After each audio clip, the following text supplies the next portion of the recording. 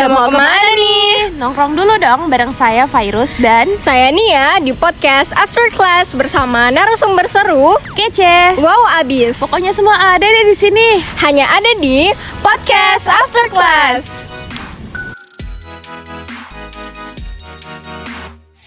Tangguh hadapi itu semua. Dan siapa yang bertanggung jawab untuk mengajarkan ketangguhan itu, baik laki-laki maupun perempuan? Ya, the father, khususnya laki-laki ya. Khususnya laki-laki, toughness. Makanya ya, kalau laki-laki tidak dapat itu ya tulang lunak jadinya. Dan itu bukan cuma jokes, nyata badannya itu tidak kotak-kotak ki. Iya, tidak kotak-kotak ki, banyak ki curve-nya gitu ya. Tapi kalau kau lihat man who built by a father, walaupun dia kurus mungkin atau tapi banyak sudutnya gitu ya. Ya, kau tabrak dia susah dia gitu ya. Sampai ke fisik ya. Sampai ke fisik. Saya pernah diskusikan itu dengan Budiana juga.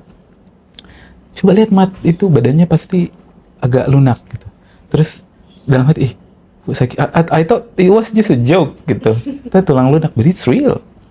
Psychologically soft, physically juga soft. The father. Nggak bisa dinego itu. Oke, Kak. Jadi tadi saya sempat highlight perkataannya Kak Mato khusus perempuan yang menjalin relationship. Banyak saya dengar nih Kak mungkin dari sosial media ataupun dari teman-teman yang mungkin merasa dia fatherless, kekurangan seorang ayah, dan dia mendapatkan mungkin sosok seorang ayah ini di pasangannya, dan sosok wanita ini merasa ketergantungan oleh pacarnya tersebut. Nah, mungkin ada tanggapan atau pandangan Kak Mato terkait hal tersebut gimana sih Kak? Sebenarnya ada psikoterapi terbaik yang sebenarnya gratis, tapi tidak gratis amat. Yang saya maksud gratis adalah you don't need to pay with money, but you pay with your energy. Yang saya maksud adalah relationship. Relationship is the best psychotherapy that you can have. Jadi contoh tadi, misalnya dia tidak ada ayahnya waktu kecil. Terus dia temukan figur ayah yang cukup, figur laki-laki yang bisa mengkompensasi hilangnya figur ayahnya. Gitu. Itu bisa jadi cure sebenarnya. Tapi kalau dia salah langkah, itu bisa jadi repetisi. Apalagi tadi ada kata kebergantungan. Itu bisa jadi repetisi. Repetisi yang saya maksud begini, dia kebergantungan. Saking bergantungnya, dia terlalu demanding. Dia terlalu demanding, shit happens. Shit happens. Berpisah lagi. Berulang ke. Traumatic bondingnya. Ditinggalkan lagi. Just like my father did in the past. Jadi tanggapannya ke seorang laki-laki malah tambah buruk. Tambah buruk. Jadi walaupun ada harapan bahwa misalnya si perempuan ini menemukan bahwa I think he's a good man. Okay, stop right there, analyze yourself. Do not act like he's about to go. Karena akan ada, biasanya kalau begitu akan ada anggapan bahwa Aina tinggal ke ini nanti. Ai ditinggalkan ke ini nanti, ditinggalkan ke ini nanti. Jadinya dengan anggapan itu ditahan sekali gitu ya. Dan ketika dia ditahan sekali, deja vu. Jadi itu bisa jadi kabar baik. Kalau misalnya dia menemukan figur yang tidak dia dapatkan di masa kecil, itu kabar baik. Tapi tidak berhenti di situ. Dia harus berhati-hati supaya tidak menciptakan relationship yang sama. Karena ada namanya repetition compulsion. Kompulsi repetitif. Ada namanya begitu di psikologi. Jadi compulsion repetition itu adalah, saya lupa namanya, pokoknya repetitive compulsion kalau tidak salah. Itu kecenderungan mengulang pola yang sama. Over and over again. Jadi misal saya sama dirimu nih ya, kita kok LDR-an terus ya, misalnya gitu. LDR-an terus gitu. Misalnya, kemudian married, kemudian LDM deh, LDM gitu. Cek per cek, ternyata dari kecil itu macet-macetan tidak pernah sama-sama. Ini repetition compulsion. Jadi kurang lebih seperti itu. Jadi meskipun dia sudah mendapatkan relationship baru misalnya, bagus gini harapan ini, be careful. Jangan sampai ternyata ujung-ujungnya Copy paste. copy paste aja. Jadi upaya punchline-nya adalah, oke, silakan coba, tapi hati-hati kok jangan sampai kok repetisi itu barang. Kurang lebih begitu. Oke.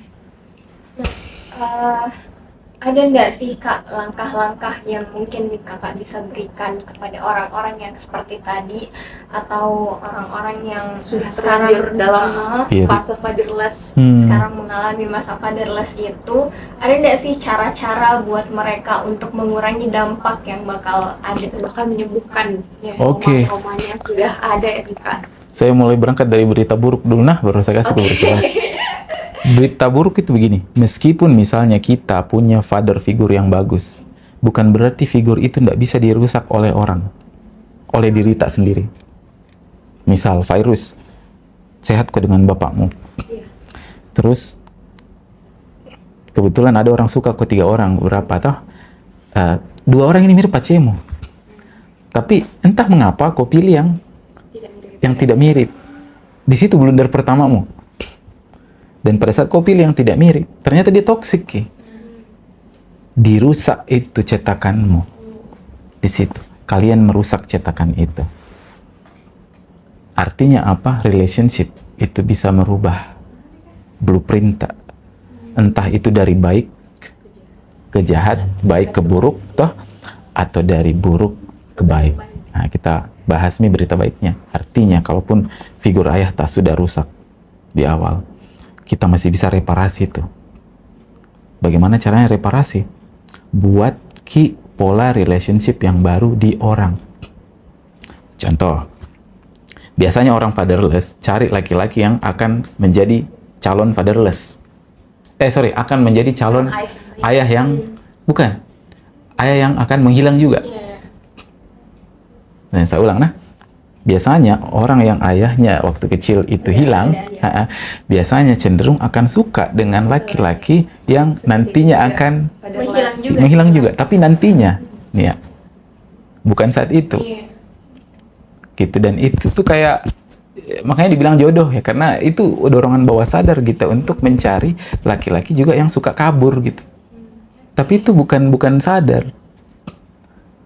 Ini juga mungkin untuk audiens juga kita perlu outline mengenai sadar dan bawah sadar.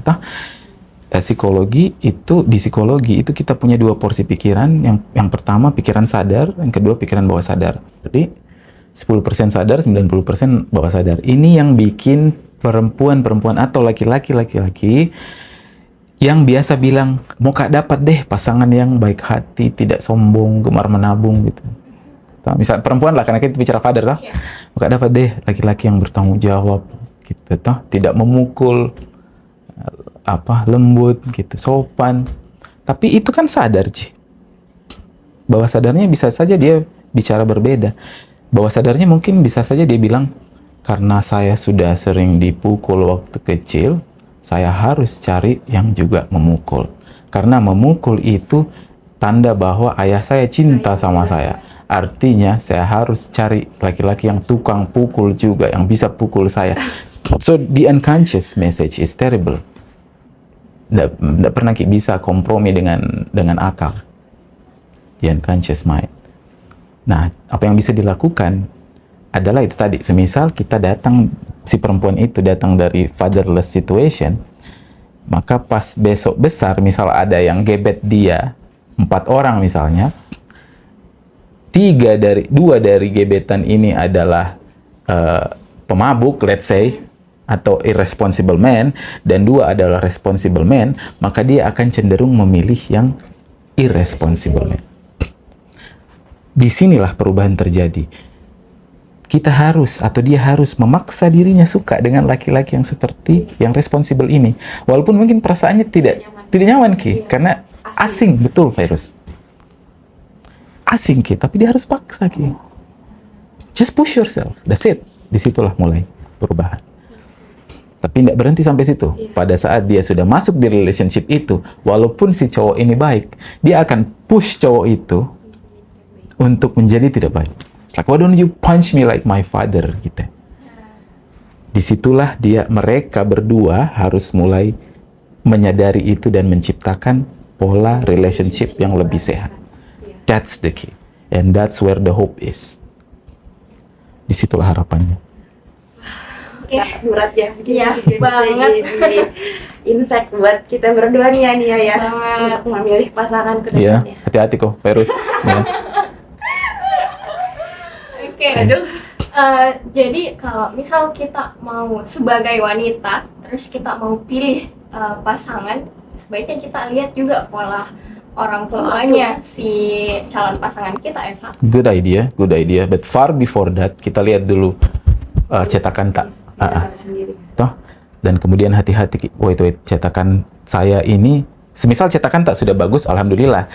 Tinggal lihat saja cetakannya dia sama enggak? Oh sama, lanjutkan nih. Bawah sadar dia yang akan jalan.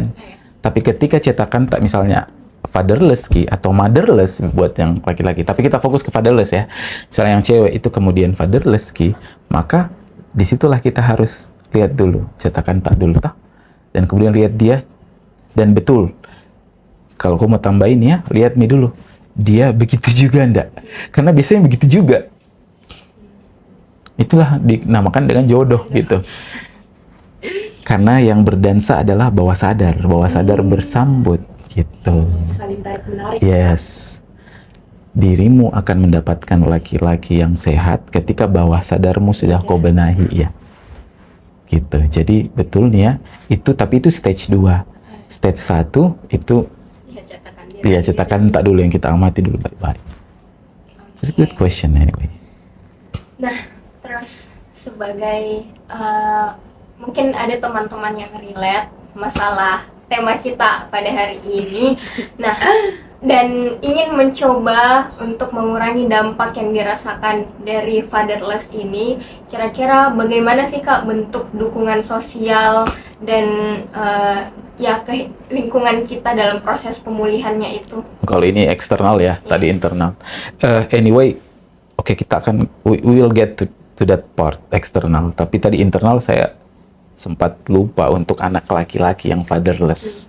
Ya sorry, kalau anak laki-laki yang fatherless ini challenge-nya adalah you have to be the father that you never had.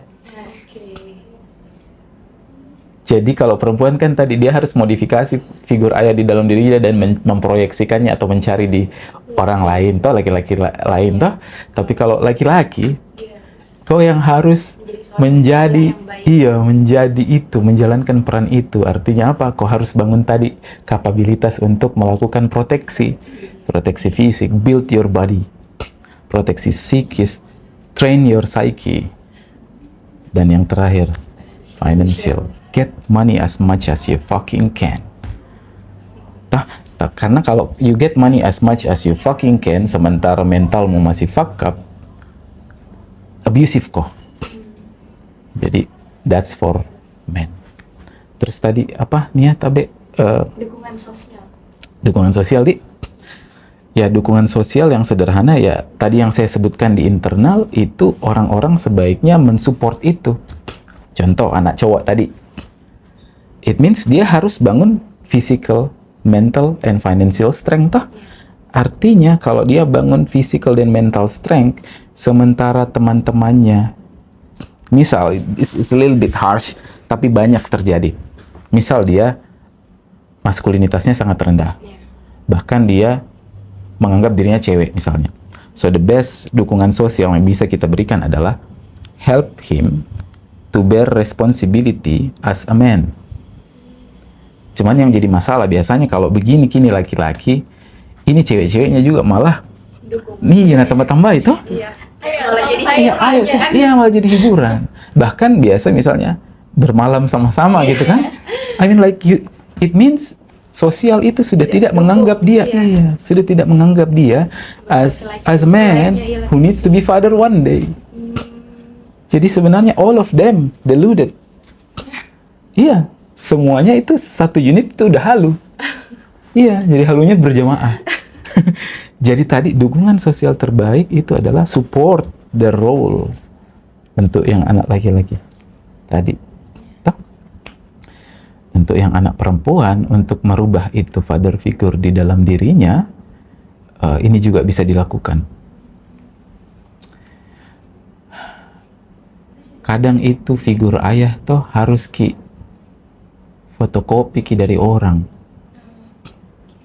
Psikologi namanya introyeksi, diserap dari orang. Artinya begini, jangan kalau bisa gather friends dengan figur ayah yang juga cukup sehat. Kalau bukan berarti saya bilang jangan mau berteman jelek ya ayahmu misalnya, bukan begitu. Tapi yang saya maksud adalah it's okay to be friends with anyone, but don't forget to be close with friends dengan figur ayah yang cukup karena perilaku, misalnya saya fakap figur ayah saya ya, Virus bagus perilakunya ayahmu itu terlihat dari gesturmu, walaupun saya tidak sadar itu. Dan semakin sering saya berinteraksi dengan dirimu, semakin saya menyerap itu figur ayahmu ke saya. Contoh misal, jalan double date misalnya. Toh, saya perempuan misalnya, tapi saya lagi-lagi lah. Ya, misalnya saya perempuan, kita double date. Kan saya fuck up ayahku misalnya. Jadi pacar saya mungkin agak toksik tapi pacar bagus terus kita double date. Nah kan ujung-ujungnya saya akan iri dengan dirimu. Ih, gentleman-nya itu, nah protek kita, nah traktir kita, wah, saya traktir kita terus ini bareng, misal. Mulai ada komparasi, mulai ada perbandingan, saya mulai iri dengan dirimu. Karena saya iri dengan dirimu, lama-lama saya akan menjauh dengan pacar yang ini.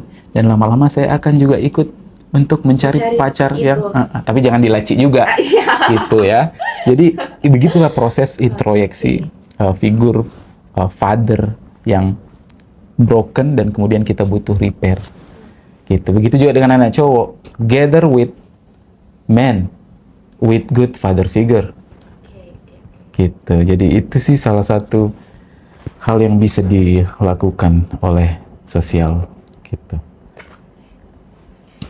Tadi kan kita udah bahas nih Kak, dampak-dampak dari fatherless mungkin cukup banyak dan cukup berpengaruh nih untuk kehidupan seorang anak ke depannya, apalagi sampai ke gangguan psikologis, contohnya kayak LGBT, apalagi kalau seorang wanita yang bergantung sama pacarnya. Nah mungkin ada nggak sih tips dari Kak Mata untuk membantu anak yang mungkin sudah ada di fase tersebut, atau memberikan tips kepada orang tua tunggal contohnya. Wah itu susahnya ya, oke. Yang kehilangan sosok suami cara meninggal atau jauh dari perantauan itu. Mungkin ini juga sebagai pertanyaan penutup kali ya Kak, sesi hari ini. That's a hardest question. Karena jawabannya mungkin akan harsh. Begini, misal Nia kau nikah dengan laki-laki yang baik, anakmu lahir, terus di umur 1 tahun suamimu meninggal. Misalnya umur 1 tahun anakmu, suamimu meninggal, tapi suamimu bagus, baik. It's not a problem. It's a problem, tapi itu tidak akan membuat anak itu punya kemungkinan patologis yang besar di masa mendatang. Kenapa? Karena figur ayahnya anak itu sudah ada di dirinya Nia. Sudah masuk ke dirimu. Dan si anak itu akan secara tidak sadar sensing figur mantan suaminya Nia, figur ayahnya yang meninggal di Nia. Jadi sebenarnya yang bisa dilakukan ini preventif, yang bisa dilakukan find a good partner untuk anak itu besok. Nah ketika anak itu sudah fatherless, misalnya si perempuan ini menikah dengan laki-laki yang tidak bertanggung jawab, misalnya tidak hadir, dan kemudian bagaimana caranya anak itu supaya bisa dapat father figure gitu toh? Atau orang tua tunggal. Orang tua tunggal, saya sebelum ke orang tua tunggal yang tadi dulu, ada ayahnya tapi tidak berperan. Oke. Artinya anak ini susah tugasnya sebenarnya kodong. Dan sebenarnya bukan tugasnya si anak, tugasnya si ibu. Tugasnya si ibu adalah bahwa si anak ini berinteraksi dengan ideal male figure. Harus diisi itu barang. Entah itu omnya kah. Tapi kalau omnya om kandung, baru bapaknya begitu kan tidak jauh-jauh Jadi dia harus cari figur-figur ayah yang lain yang mungkin dia bisa contoh. Dan bukan contoh secara sadar ya. Contoh secara sadar itu begini, 1 tambah 1 sama dengan 2. Saya lihat itu 1 tambah 1 sama dengan 2. Kemudian saya ulang 1 tambah 1 sama dengan 2. Bukan percontohan seperti itu yang saya maksud. Tapi contoh yang saya maksud adalah si anak itu harus ditangani oleh laki-laki dewasa yang sehat sehingga si anak itu bisa menyerap figurnya itu laki-laki dewasa. Gitu. Jadi tugasnya si ibu itu begitu. Tapi it's really hard. The harsh way to deal with it, get rid of your husband, find another husband. Tapi I know it's not that simple, gitu. Toh, it's never that simple. Nah, itu jalannya adalah cari kok figur laki-laki yang lain. Nah, tapi kita mestinya tidak ngomong sama anaknya, kita ngomong sama ibunya atau ayahnya. Kalau ayahnya bisa dikasih tahu, be a fucking man for fuck's sake. Take responsibility, take your burden as a man. Aman itu.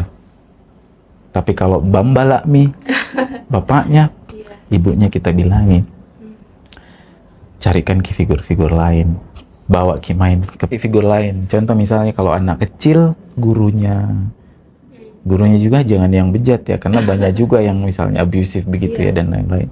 Atau misalnya mahasiswa, dosennya gitu, itu banyak. Tapi memang harus selektif juga, karena biasanya mereka ujung-ujungnya dekat dengan yang mirip, copy paste. Nah itu sebenarnya tugasnya di situ, itu yang bisa dilakukan. Terus kalau orang tua tunggal, misalnya ayahnya meninggal, kalau ayahnya dulu baik Ji, I don't think it's a problem. I don't think it's really a problem. Problemnya di mana? Ya tadi. Tinggal itu tadi, fisik sama finansial. Fisik, finansial, mental kan centang nih. Tapi memang idealnya sebaiknya ada surrogate father di situ. Entah itu dia menikah lagi atau omnya. Tapi kalau saya prefer harus ada dua-duanya. The father and the mother. Biological is best. Kalau biological nggak bisa, fine, angkat. Angkat ini ada problem minornya lagi, tapi it's much better daripada salah satunya nggak ada. Itu solusinya. Jadi lumayan susah juga ya untuk seorang solusinya. Takes two to tango, ingat saja itu. Kalau dari Nia nih gimana nih tanggapannya? Oke, mungkin sudah cukup sih, soalnya insight-nya juga sudah sangat banyak. ya.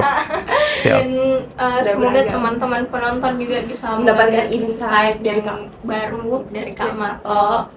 Kita bertiga. Oke, mungkin podcast kita pada hari ini cukup sampai di sini. Sekali lagi Terima kasih banyak untuk kepada waktunya. Kak Mato dan atas ilmunya yang sangat bermanfaat dan Mungkin insya ini ilmu Allah baru yang bisa kita dapat. iya insya Allah berguna untuk kita semua. Oke, saya Nia. Dan saya Virus. Kami pamit undur diri. Wassalamualaikum warahmatullahi wabarakatuh. Sampai jumpa di Poteras Volume 2 episode 2. Terima kasih. Terima kasih.